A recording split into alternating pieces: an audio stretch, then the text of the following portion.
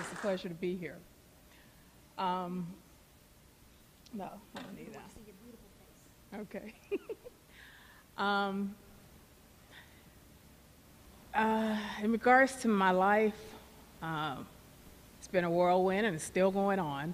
Um, Microphone. Is there any way it can be adjusted a little? Okay, just right here. All right. Okay. Oh, yeah, that's much better. When I stopped to think, when I was listening to some of the things that she was saying in regards to the accomplishments, I am humbled because to me, I'm just me. You know, I didn't set out to accomplish those things. My purpose was just to take care of my brother's kids. When he passed away, I was a corporate executive, just doing my thing, living my life, being a single person, and he was hit by an underage driver on Manchester, and they were in foster care, and I knew they needed to be taken care of, and I stepped up and took care of them.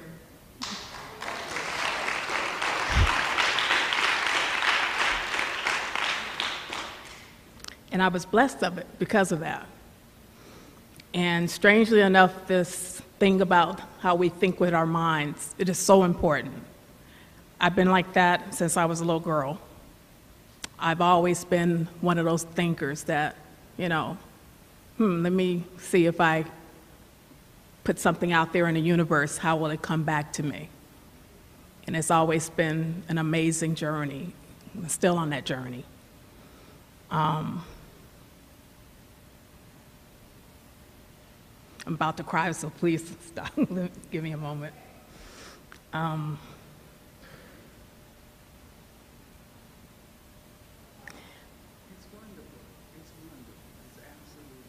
It is. It truly is. My manifesting the lottery, let's start with that. I do a lot of reading when it comes to the mind, because I believe that our minds are very powerful. As you think, so it is. Thank you so much. I strive to think positive at all times. Even when things don't seem so positive, I switch my thoughts. Have to. We have to in life. Because if you don't, those thoughts that are bugging you will have a way of manifesting in your life. And so, it's always great to have people around you, to have books, even the things you watch on television. I don't watch negative TV. I only watch news when I feel it's pertinent, because those things that you put on your mind have a way of showing up. When I won the lottery on Mother's Day, yeah, it was great, but it came with a lot of pain too. I won it, but I had also lost those kids shortly before then. Those kids were taken from me on April 3rd. I'll never forget that day, never forget it. Dealing with social services.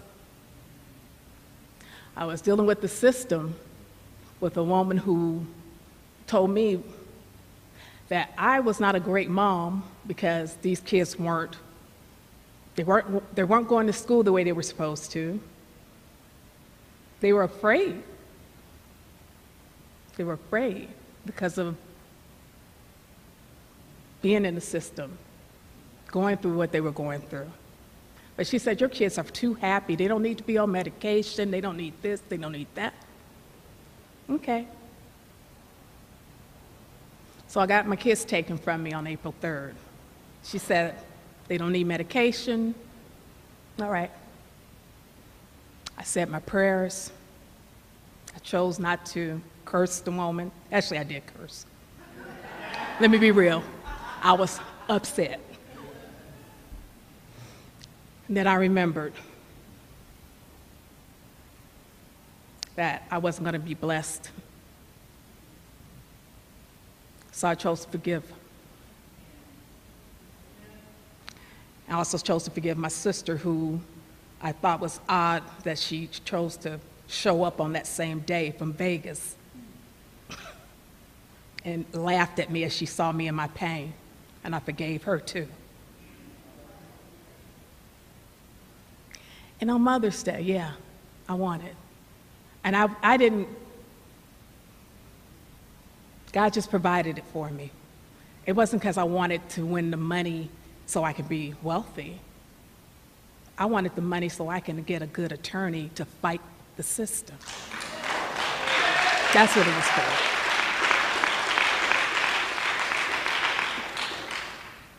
And I was blessed because of it. And one thing that I always remembered from my reading, some of my favorite books besides the Bible, because the Bible is the oldest living spiritual testament on the power of the mind. As you think, so shall it be.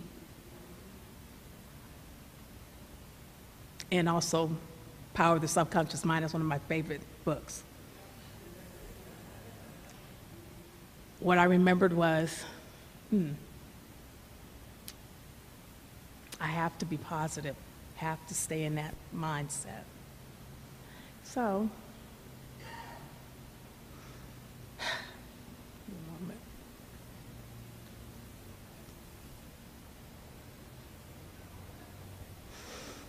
been blessing me, continually blessing me as a result of that. But I did get my kids back in the time that I said I was going to get them back. It's another thing. You have to be really clear when you say that you're going to do what you plan to do. When I won the money, yeah, I did intend to win $112 million too. I thought that was interesting.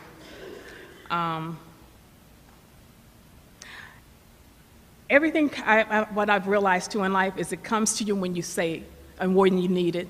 And sometimes it just comes serendipitous, and like a serendipitous, trying to say the word correctly, when it's supposed to. It comes.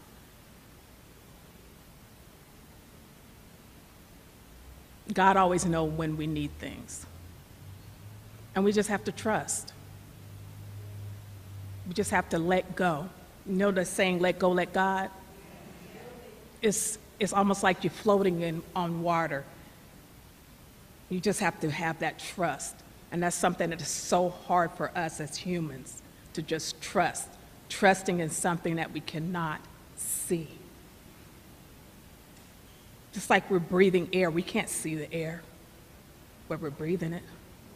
That's what I had to do on my faith walk when it came to winning this lottery to help me to get to where I am today. I've been able to bless many people as a result of it, and I've grown from it.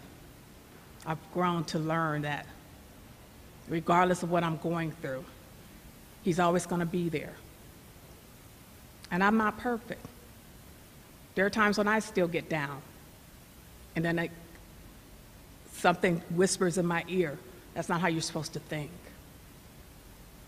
And I'm glad that that happens. So it reminds me, stand up and be strong. Because you need to be there and pull others to help them to remember.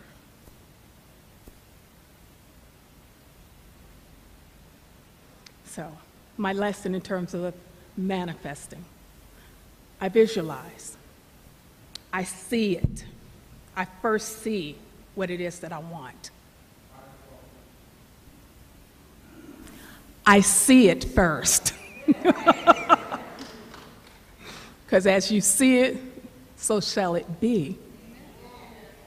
We're blessed if we are able to have sight. See, these kids' dad, my brother, was deaf. He couldn't hear. So I knew sign language. And I used to always think I'm blessed that I'm able to hear. The things that we take for granted, I don't take for granted. So visualizing, I visualize all the time.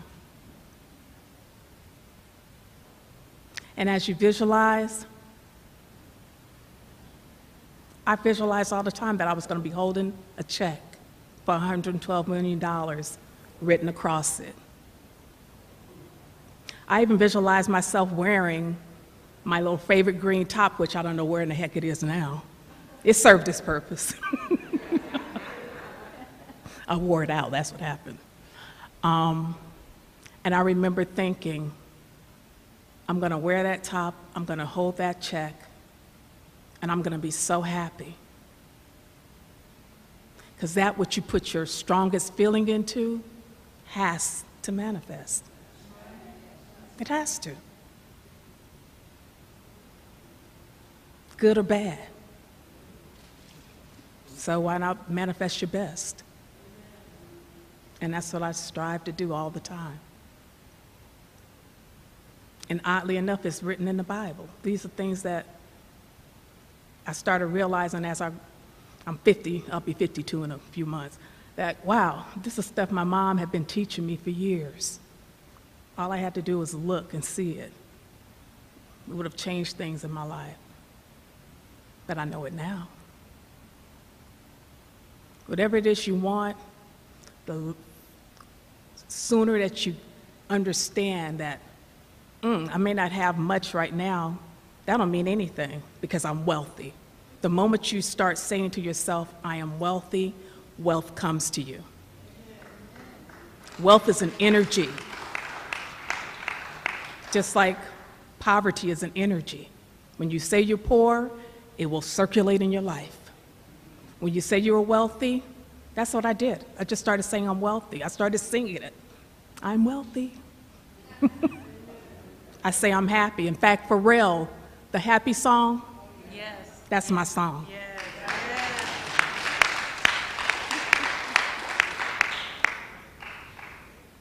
That was a song that I was singing to myself because I tend to, I'm going through certain things, and there are people who don't like the things I say universally, so they want to attack me. And I would sing this, I'm happy. And my husband heard it on the radio one day, because he would hear me sing that song.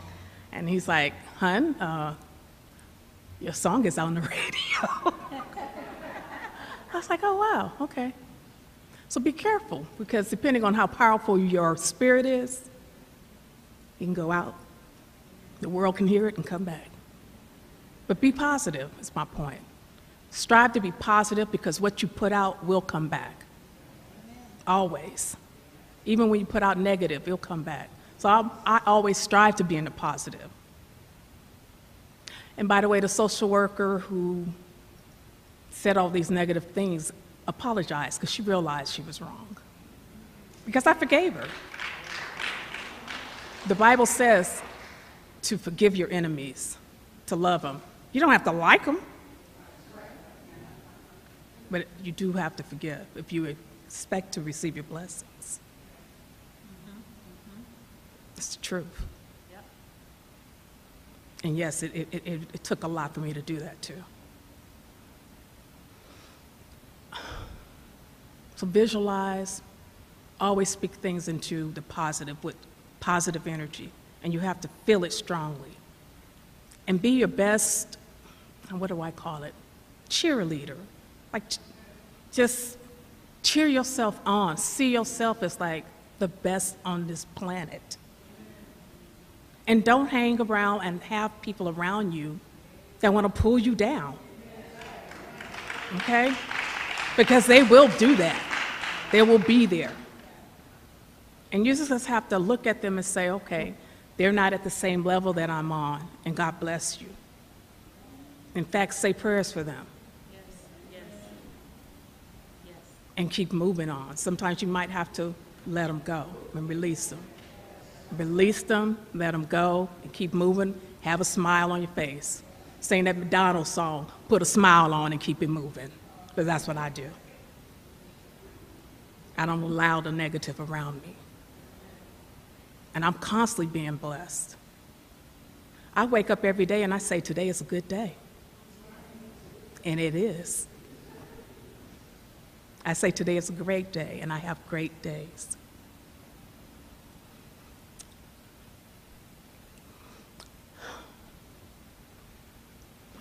I'm constantly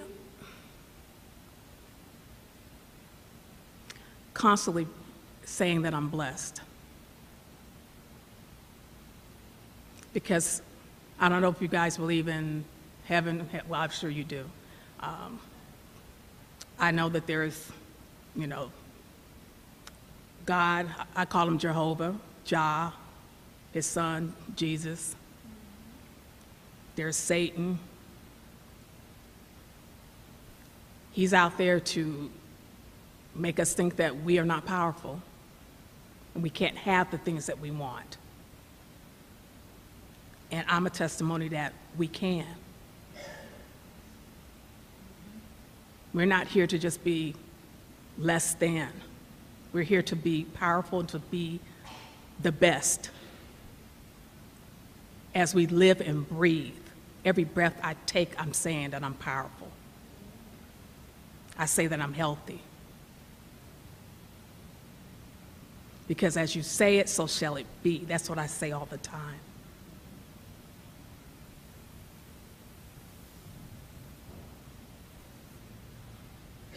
And God can only be in your life when you allow him to be in your life. And you will be tested. That's part of life. But the test starts to get a little less once you realize your power.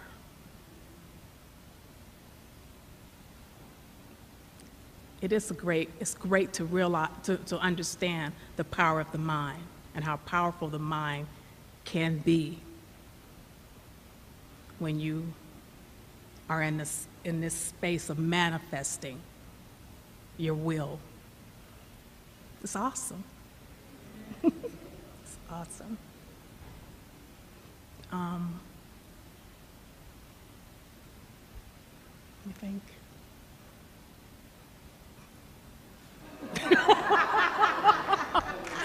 My mind's going to something different place.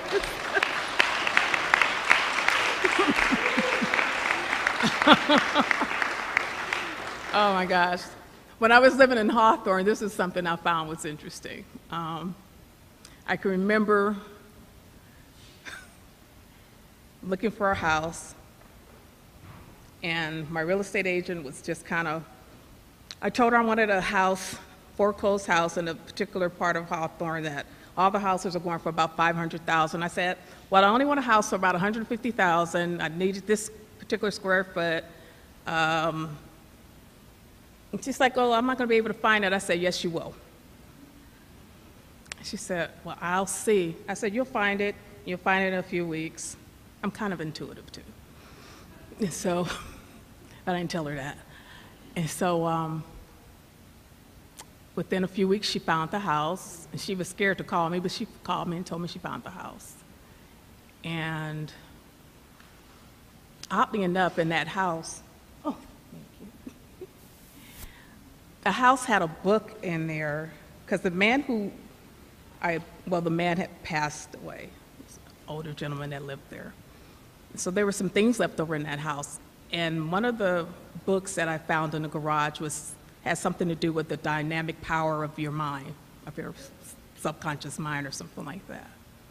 And I thought, this is interesting. I'm always constantly being reminded of the power of my mind. And yes, I did get the house at the price I wanted, which was nice. What you say is what you will receive. And I'm always telling my friends, if you say you want something for free,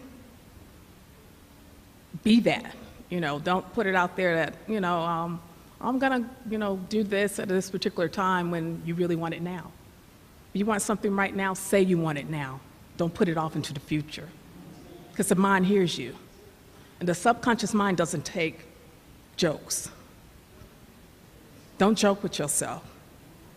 Don't say, oh, I'm so stupid, because all of a sudden you start being stupid.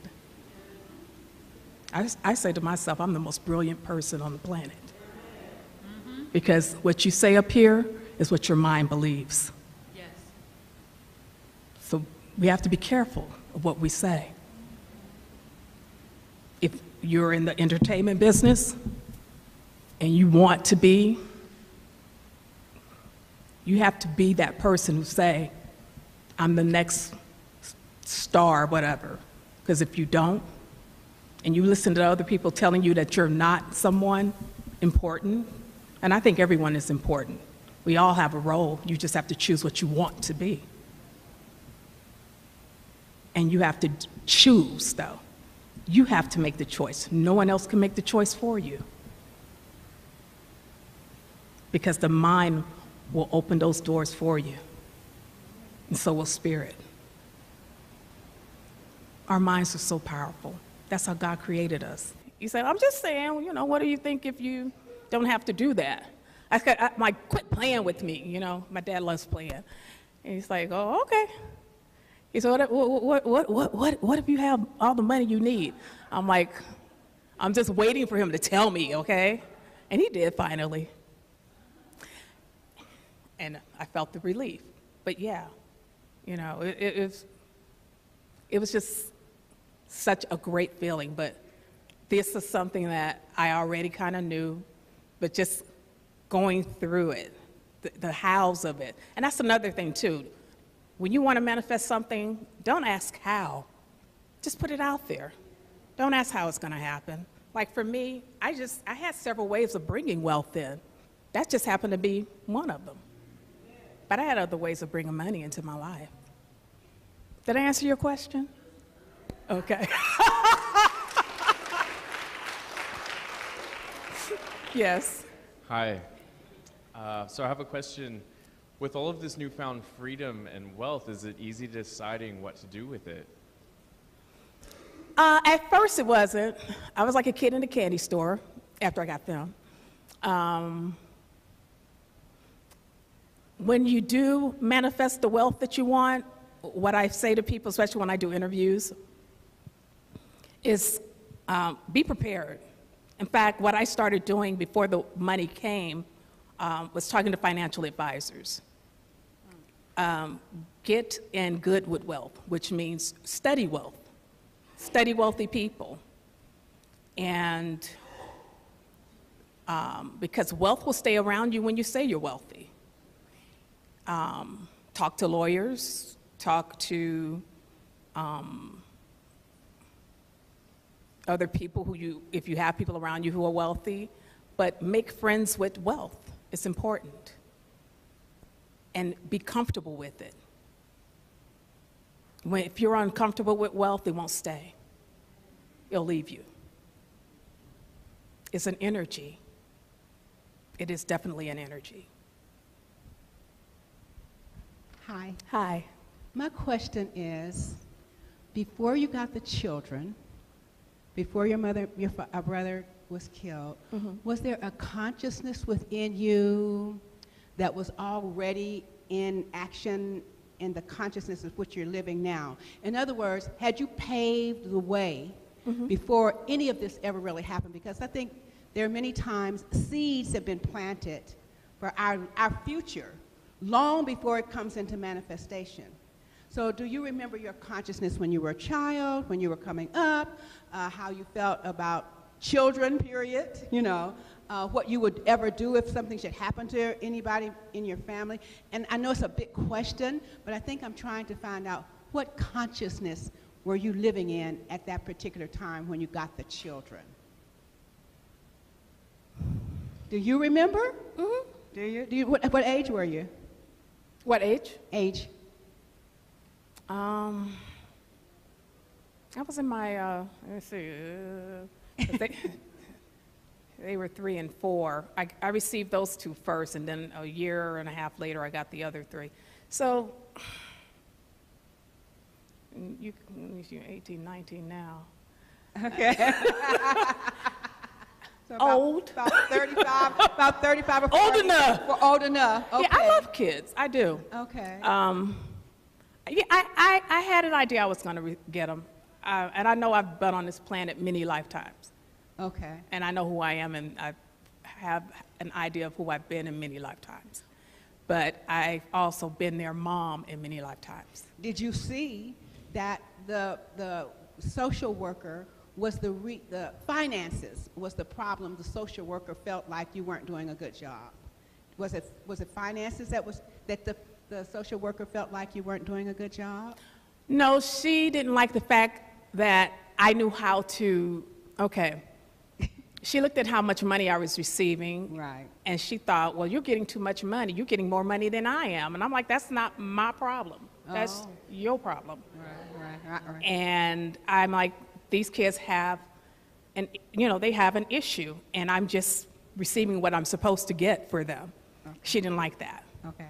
And you really answered my question, because what you answered for me is that you raised your consciousness to a level higher than what her consciousness was, not to have a conflict with her.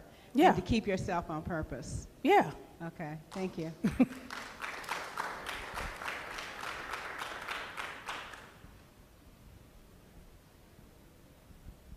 To piggyback what Tommy had said, just kind of to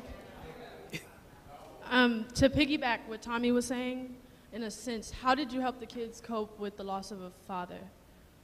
How did you help them cope with the loss of a father? How did I help you guys cope? Thank you. I loved them as much as any person could. I gave them the best that I could with what we had. When they would ask for things, if I had it to give, I would do it. And if not, I would say, well, not yet, but give me a moment, we'll make it happen. And it would happen. Or strangely enough, someone would give us something, or it will just show up in our lives. I always stayed in a positive to make sure that we would have the things that they would want. And we would sing and dance a lot. We love music, and I love I like having fun. It keeps you young, So I'm gonna help her answer your question. She never lied to them. That too. She always told them the truth. Yeah. Yeah, because lying is a bad vibration. It ages you, it makes you, it gets in your soul and takes from you.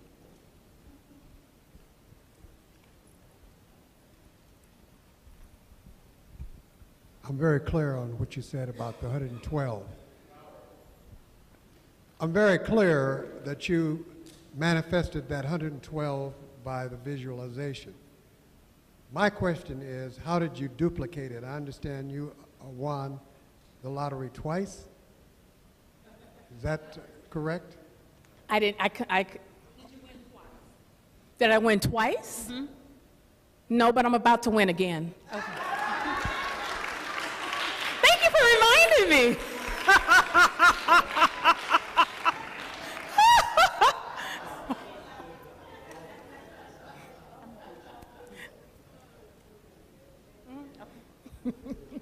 You're welcome. You're welcome.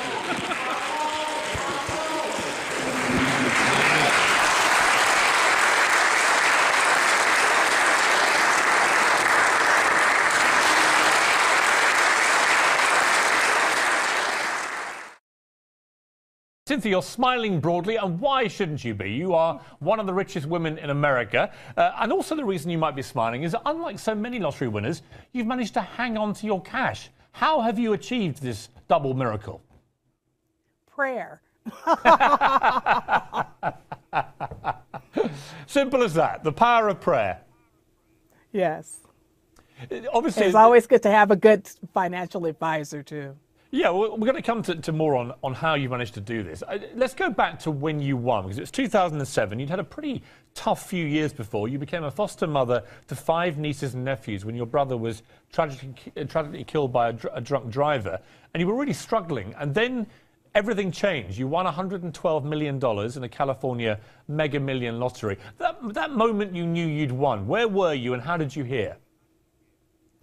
I was having lunch with the kids, and I heard kind of secondhand through my dad. He had told me that I should probably check it because I didn't even check the numbers. And decided after a few days maybe I should. And it was us.